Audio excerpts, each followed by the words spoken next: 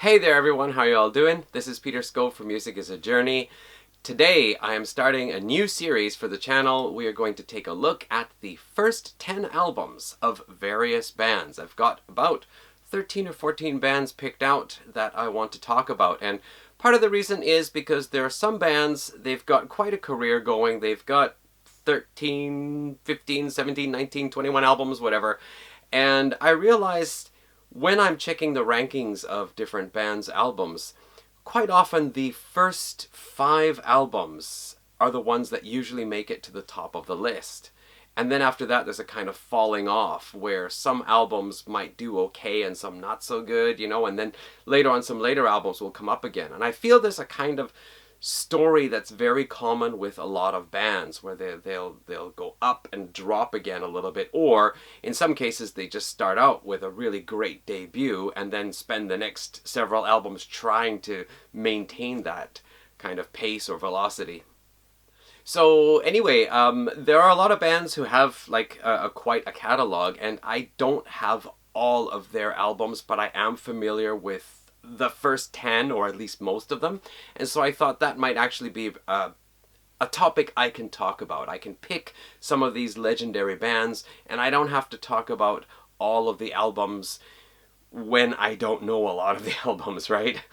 So we've already done some bands, we've already talked about some bands' discographies in full, such as Ningen Isu and Voivod, Sloan, and there have been a few others. So I'm not going to be redoing those bands. I'm going to be talking about bands I have not yet talked about to any great length on this channel. So that's where we're starting. Now, I decided to do it based on the month that their debut was released, and this is January. We have 2 bands that are on my list who released a debut album in January. So today we are going to talk about Aerosmith.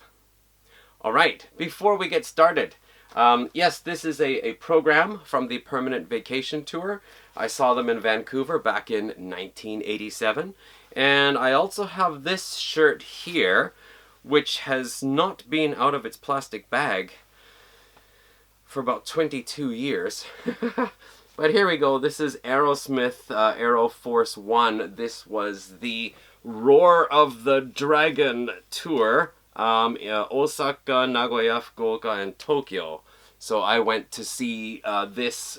My girlfriend at the time actually had tickets to this show, and we started dating, and so we went to see it together, and she's now my wife, partly because she has such good taste in music. Alright. I like also how they did this, because like some of the letters up here, for example, this is supposed to be an A, but this is actually ta in the Japanese syllabary, and this O is actually the character ro. So it's pretty cool, and like dragon, this is actually gu. So they took like some of the Japanese katakana letters and mixed them in to make them look like English, which is kind of cool. Okay, so in preparation for making this video, I actually watched a couple of documentaries and just checked a few things on, I think there was an Aerosmith website and a little bit on Wikipedia as well. So I'm going to give a little bit of background information as we talk about each of the albums. I'm going to start out with Steven Tyler, who was actually born as Steven Tararico back in 1948, March 26, 1948. Can you believe it? I mean, the guy is now in his like mid-70s, for heaven's sake. He's going to be 75 this year. Incredible. Anyway, his father was actually a musician, played piano in a big band, and at a young age, Steven Tyler, well, he changed his name to Steven Tyler later on. We'll just call him Steven Tyler. Anyway, he started out actually on the drums, and his first live performances were playing drums in his dad's band. But after getting into the music of the British invasion, like the Yardbirds and the Rolling Stones and the Beatles, he decided that he actually wanted to be a person at the front of the stage. And so he was in a couple of bands at the time. I think there was one band called The Left Bank where he sang backing vocals on their second album. So as this one time, Steven Tyler went to this live performance of this band called the Jam Band, and there he saw Joe Perry, 17-year-old lead guitarist on stage, and Tom Hamilton playing bass. And watching Joe Perry, he just thought, that is the kind of guitarist I want to have in a band. I want to be in a band with that kind of guitarist. So afterwards he spoke to Joe Perry and Tom Hamilton, and they talked about forming a band together. So they got in Joey Kramer on drums, and they got another guy in, what was his name now, Ray Tabano, in on guitar. But he didn't last very long, and soon after that they brought in Brad Whitford, and around there, 1970, Aerosmith was born. So in 1971, the band cut some demos and they started trying to shop them around to record labels, but nobody seemed to have any real interest in the band. However, there was one incident where somebody from representing CBS, anyway, saw them, and he thought, this band is really good, and he arranged for them to go to, I think it was New York, to play, and have the head of CBS come and see them. And yeah, they made such an impression that they got signed with the label CBS, and they went ahead to record their first studio album. So that was this one here, Aerosmith, their debut, which was released January 5th, 1973. A lot of things to say about this. The recording process was actually really a difficult time for everyone. Their producer was a guy named Adrian Barber, and they were not happy. Particularly Joe Perry was saying he was not happy with the way the sound was coming out. He did not like the way his guitar sounded on the recordings, and he thought, this is not my guitar sound. This is not us. This is not how we sound. But it was their first time in the studio, and everyone was really anxious and kind of scared and not really sure what they were to do, and they didn't know how to suggest to the producer to make things better because they'd had no experience recording before. Even Steven Tyler, apparently, he changed his vocal style for this album. Now, I actually never thought about it that way. Knowing that this was their debut album from early 1973, I just kind of thought this is a very young Aerosmith. Very raw. It's basically just guitars, bass, drums, vocals, harmonica, and piano. That's it. There's not a lot of overdubs on here. It's very raw sound. And yeah, Steven Tyler's vocals do sound different than what we know, but not that different. In one article I read, he said that he changed his voice to a kind of Kermit the Frog Muppet voice, but I don't think so. They just sound really young on here. I've actually always liked this album. I like the charm of its rawness. Anyway, of the, 9 tracks on here, 8 tracks on here, 7 of them were written by mostly Steven Tyler. And then there's one, Walkin' the Dog, which is a cover of the Rolling Stones cover of that song. So, of course, the big single coming off here was Dream On. It was dropped. It got played a bit on the radio. It was kind of popular around the Boston area, but it didn't really make a big splash around the country. And the album actually did not really get a lot of attention. One of the things, I think it was Brad Whitford or Tom Hamilton, who said that they were really disappointed with the cover, too. Actually, I don't think it's all that bad, but anyway, what do I know? So CBS actually were so unimpressed with the album's sales that they were actually thinking to drop the band. However, I don't remember if it was the band's manager or road manager, but somebody said, look, let's take these guys on the road, let's tour them around, let's win fans by having them perform live. You'll see things will turn around. So CBS agreed, and the band went on tour, and yes, show after show, city after city, they started getting more and more interest until CBS said, okay, we'll keep the band, you can go ahead and cut another album. So their follow-up album, released in 1974, was Get Your Wings, and one really big improvement was that they got Jack Douglas in to produce them. The sound difference it's a step up. It's really a step up. It's not the classic Aerosmith sound yet, but is definitely moving in that direction.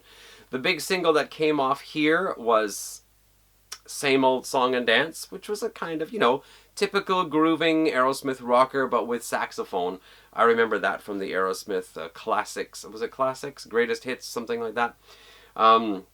This one here, yeah, they had some really cool stuff. There was a Seasons of Wither, which is a kind of haunting ballad. There was a cover of Train Kept A-Rolling doing the Aerosmith version, but they did it with a kind of slower pace at the beginning, and then partway through it switches over and goes to the fast pace that the Yardbirds were originally performing it as in 1965.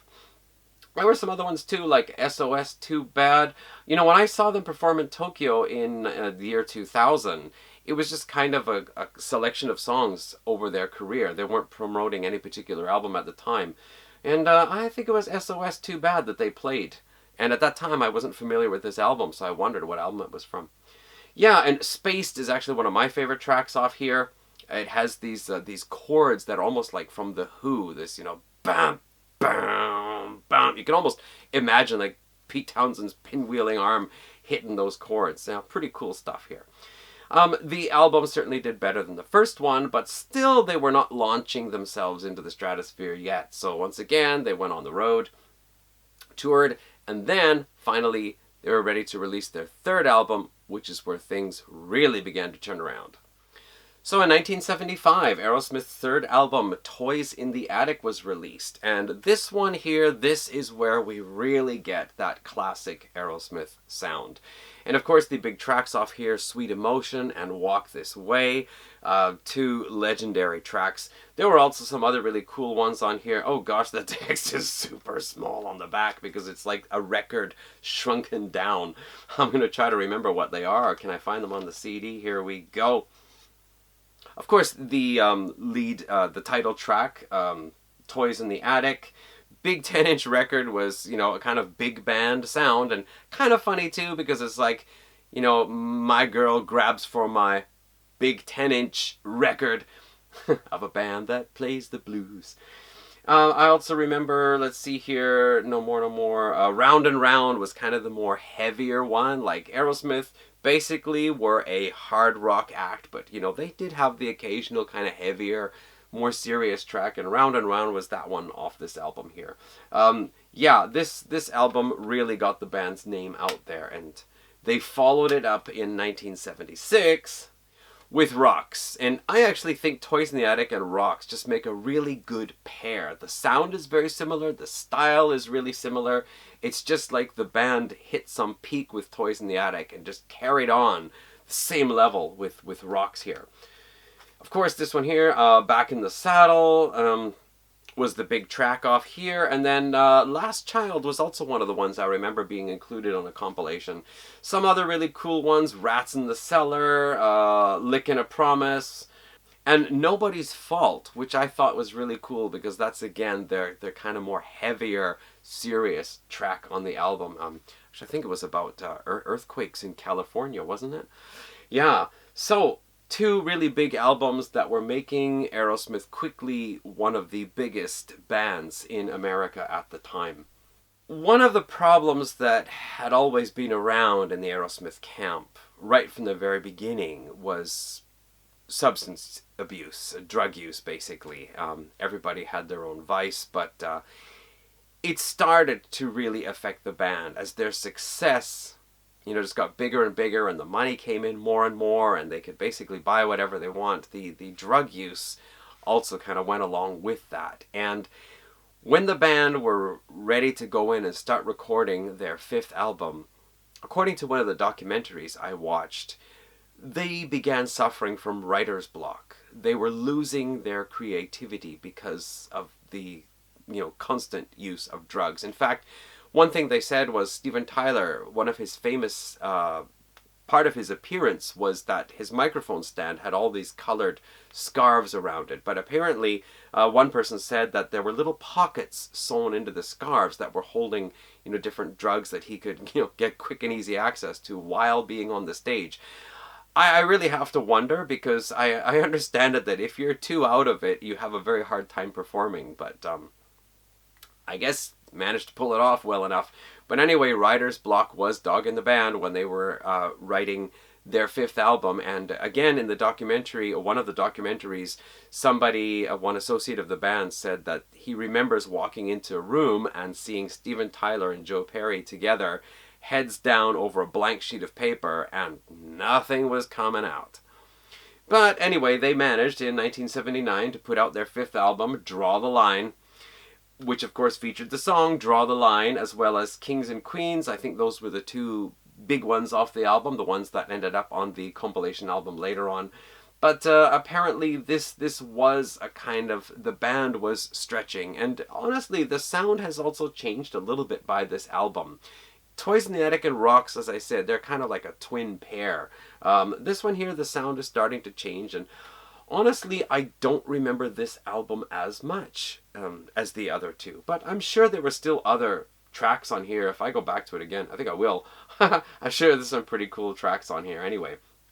But yeah, this was kind of where things started to get really difficult for the band. And for the next 2 years, the drug abuse and the kind of like loss of creativity was causing more and more stress in the band. But in addition to that, Steven Tyler and Joe Perry, even though those two are amazing on the stage together, and they're just one of those pairs like Mick Jagger and Keith Richards or Robert Plant and Jimmy Page, they also had quite different personalities, which is part of the reason why they work so well on stage as a band, in a band. But off stage, often there were shouting matches, there were blowouts, and as it so happened in 1979, I think it was July 8th, 1979, there was some kind of kerfuffle backstage, and apparently Tom Hamilton's wife and Joe Perry's wife had something, they said some things to each other, somebody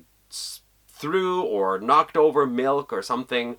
Joe Perry went up to Steven Tyler and they got into a shouting match, and then Joe Perry said, well, you know, why don't I just leave the band?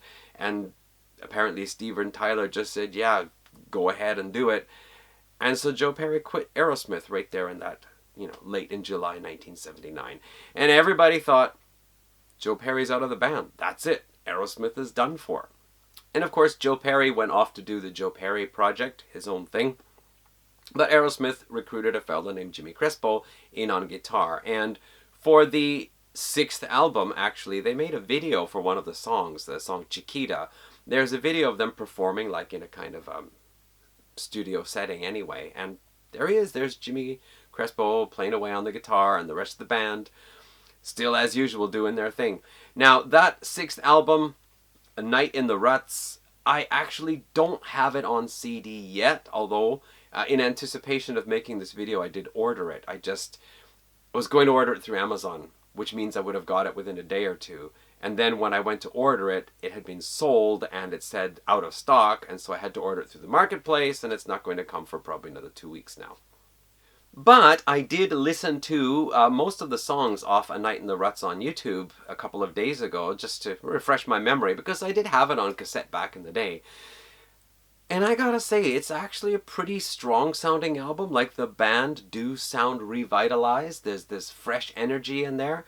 Draw the Line, as I said, you know, was a kind of step down from Rocks. And although A Night in the Ruts doesn't come up to Rocks and Toys in the Attic level, it is a step back up again, I think. The song Chiquita just has a great riff, lots of energy. And there were lots of other cool songs on there. I remember, like 3 Mile Smile, Coney Island, Whitefish Boy. And, of course, they did that one song, Remember Walking in the Sand. It's a kind of like, I think it was a cover song, wasn't it? And then they also covered the Yardbirds' Think About It, which is pretty cool. And actually, that Yardbirds song, if I may just go off on a side note here for a moment, that Yardbirds song, Think About It, from Little Games in 1967, introduces the prototype of the guitar solo that Jimmy Page would play in Dazed and Confused on the debut album of Led Zeppelin later on. Now, it's interesting to note with A Night in the Ruts, the Aerosmith sound is still intact. The guitar sound, the style of the band, it's all still there. Just, of course, you know, there'll be differences between Joe Perry's lead guitar playing and Jimmy Crespo's lead guitar playing. But nevertheless, it still sounds like an Aerosmith album. However, after some time after that, Brad Whitford also decided to quit the band. And so Aerosmith were once again looking for a new guitarist.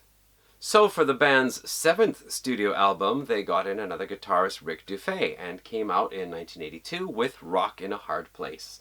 Now, this actually was my introduction to Aerosmith. I'd probably heard some songs. I think I heard Sweet Emotion and Walk This Way on the radio before, but when I actually decided, hey, this band Aerosmith sounds interesting, I'm going to buy one of their albums, I had no idea what album was the one I should get. And so I just thought, Rock in a Hard Place sounds like a good name for a hard rock band.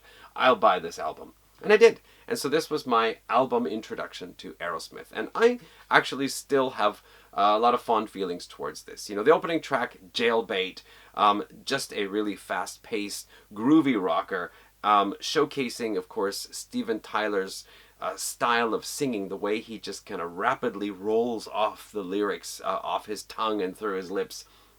After that, Lightning Strikes. I think they did a video for this song. They did actually, yeah. This was the kind of opening single from this album. What a riff on there! That dun dun dun dun dun. That was really cool for me. Like right away, 2 songs off the bat, I like them.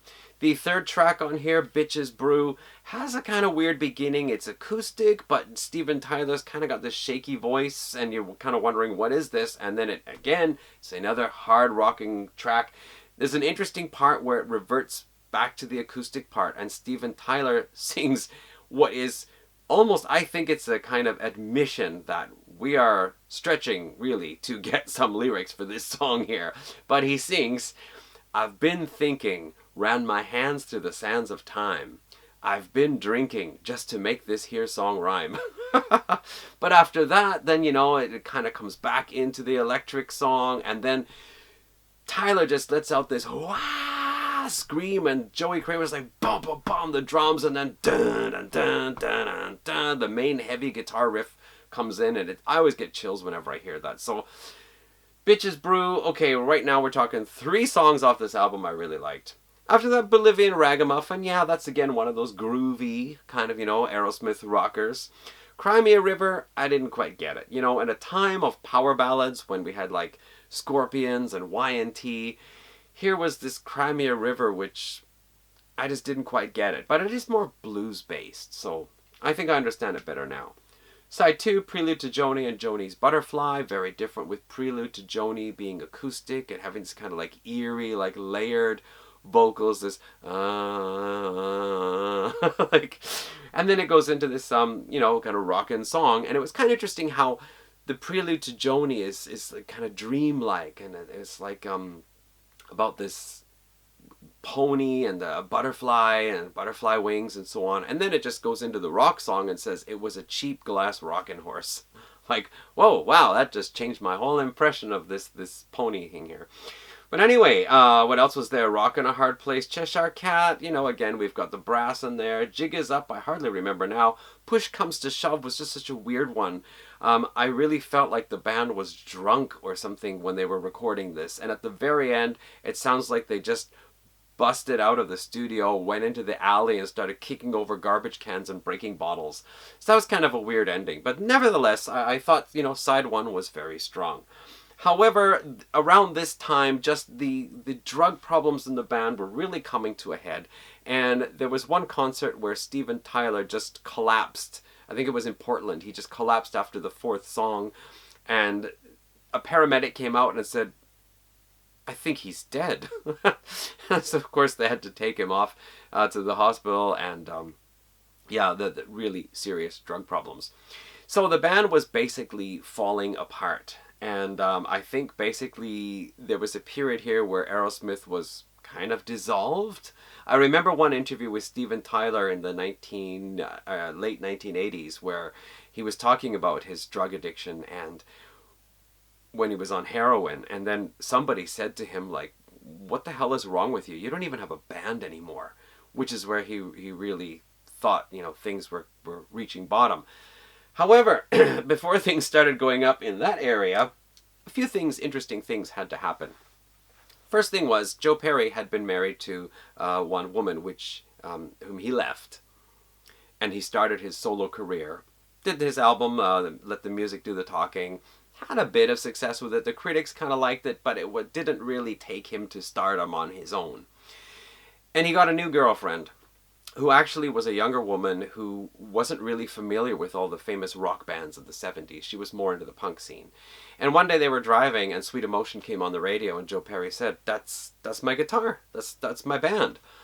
And she's like, okay, so you guys were really making things work before, right? Well, don't you think they could work again? And Joe Perry was like, I don't know, like maybe. She said, well, I think the best thing for you to do would be just, to get in touch with the guys and see about getting the band going again. But you had it before, maybe you have it again. So he agreed and he got in touch with the manager, I think it was Tom Collins. And they agreed to meet and he got, I think it was Tom Collins got Joe Perry and Steve Tyler together. they had some big kind of shouting match and accusing each other of things. And after that, then Colin said, all right, now that we got that off our chests, let's talk about the future. Can we make this work?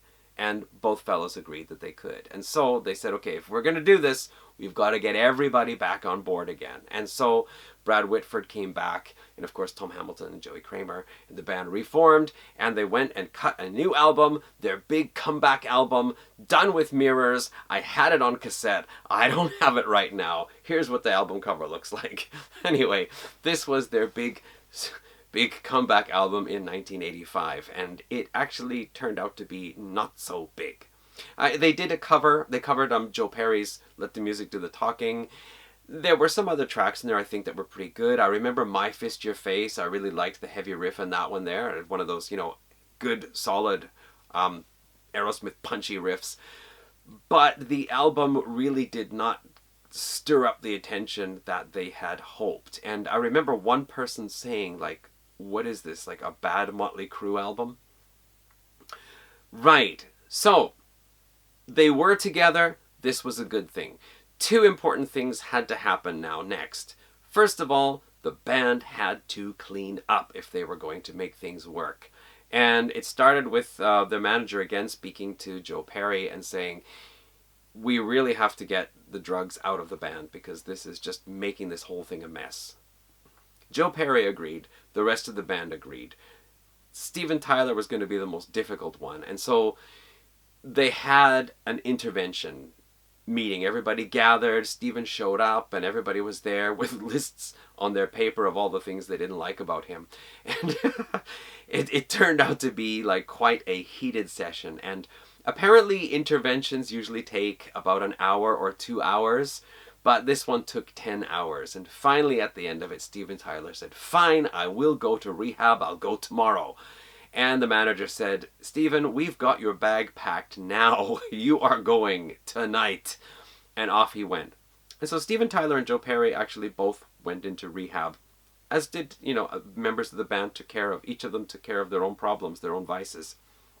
And now an interesting part of the story here is that Joe Perry's new wife, this younger woman, she heard that the two of them were called the Toxic Twins because they were both constantly heavy into the drugs and the booze, and they earned the nickname the Toxic Twins. So when they were off doing their rehab, she got t-shirts printed that said Toxic Twins Tour, and on the back was a list of the different rehab facilities that they had been in. Anyway, the band cleaned up. That was a very important step. The original members got back together, everybody cleaned up. Now there was one other very important thing that was going to happen. And this actually came from a hip-hop group. You all know the story, Run DMC. Apparently one of the members of Run DMC really liked the Toys in the Attic album. And one day while they were thinking, let's see if we can sample something from it, an associate of the two heard what they were listening to and said, you guys know what that is, don't you? That's Toys in the Attic. And this song here, Walk This Way. I mean, you know this song, right? You guys gotta hear the lyrics. And so they listened to the lyrics and had their reactions about it. And then basically they were told, like, you guys really should cover this song. And while we're at it, let's see if we can get Aerosmith involved. And so that whole thing took off there where a hip-hop band covered Aerosmith's song, and they got Joe Perry and Steven Tyler involved in it as well. And this really worked out well for both bands because for Run DMC, it allowed them to reach out to the rock audience and gain some new fans. And for Aerosmith, it made one of their old songs relevant again, and suddenly there was interest in the band. So what did they do? Well, according to Martin Popoff, they did what a lot of the old 70s bands needed to do in the 80s to stay relevant. That was go to Vancouver, try harder. So they went to Vancouver and hooked up with producer Bruce Fairbairn at, I think it was Little Mountain Studios. And they put together their ninth album, Permanent Vacation. What an album this is. This, compared to Done with Mirrors, it was like if they said, hey, we're Aerosmith, we're back, and had left a note on the desk with Done with Mirrors. Whereas Permanent Vacation was like they busted in the door with their instruments and started playing and said, hey man, we're back. This album just has so much variety on it and so many really cool songs. It starts off with Heart's Done Time, which is just a good, solid Aerosmith rocker. Magic Touch is almost like a hair metal style song there, which, you know, perfect for 1987. Ragdoll shows that more kind of groovy Aerosmith side, has some clarinet in there. Dude Looks Like a Lady, the big single that came off that. Later on, Angel, the big power ballad that came off that. Actually, when I saw them live in 1987, Angel had not yet been released as a single, and they did not play that song in the concert, even though we were kind of expecting it. So many other cool songs in here too. St. John's and Hangman Jury showing the band's more bluesy side. Girl Keeps Coming Apart with the horns, which is apparently a Bruce Fairbairn trademark. I think he said that when he produces an album, one of the stipulations is he's got to have some horns on it. Now, I know he also did AC/DC's Razor's Edge, which I haven't heard, so I don't know if there's any horns on that. But we heard horns on... he also did Slippery When Wet, Bon Jovi, and I don't remember if there were any horns on that. But there were horns on Black and Blues Without Love, and later on Yes, the Ladder, the last album he produced before he passed away. So maybe it's true. But there they were. We had horns on this album. Girl Keeps Coming Apart. Man, that is actually a really cool song too. Permanent Vacation, I'm Down, a cover of a Beatles song, and then an interesting instrumental to close it out with The Movie. So what variety on here, and what catchy, great, groovy songs. Yeah, for me, this is like just one of the really great albums of the 80s. Aerosmith's Permanent Vacation. And how did they follow it up? With their 10th album, Pump, released in 1989. This one here, if I understand it correctly, was their biggest selling album to date. We had 4 singles: Love in an Elevator, Janie's Got a Gun, What It Takes, and what the heck was the other one? The Other Side, that's right. So 4 big singles off this album, 2 of them monster big singles. Aerosmith were most certainly back, and quite possibly bigger than ever. And this is the really interesting thing about this band. I mean, they were big in the 70s, they crashed, they imploded, they were almost done for. Drugs had just taken the toll on the band, but they came back and they just, you know, hooked up with the right people and they made it work. And since then they have, you know, basically established themselves as legends. After Pump, they had more successful albums. We saw them in the Armageddon soundtrack with Don't Want to Miss a Thing. And they continued releasing several albums afterwards. One of the big interesting things I noticed from the documentary was what Steven Tyler was saying about drugs. He said, you do drugs because it makes you feel good. And it's easy to get into, and it's easy to think everything's going fine and you're enjoying yourself, you're getting high and it's all great. But he says there comes a time where drugs will just like grab you by the throat and pull you under and try to drown you. That's when you find you're losing your creativity, you're losing your ability to perform, and it's just, you know, ruining your life. And he said, I'm not going to sit here and tell people not to do drugs. But what I am going to say is that when the drugs get so bad, it pulls you under, you can get out of it. You can. He said, I am the living proof that you can get out of that situation and you can clean yourself up and get your life back. So that was an interesting thing. But anyway, that's it. That's the first 10 albums of Aerosmith. What a story. And that's exactly what I think is common for a lot of bands. You know, they start out, they reach some peak, they have some kind of bad crash, and after that it's like, how do they manage for those last 3 or 4 albums, you know, to get up to number 10? What happens with the band? Do they make it again? Do they continue to struggle? Do they break up? But anyway, for episode 1, I guess, of our first 10 album series, that was Aerosmith. I hope you enjoyed it. Leave any comments that you like. And we've got another band in January to do, so we'll be looking at that in a couple of weeks then. Thank you everyone for watching today. Hope you're all doing well. See you in the next video. Bye.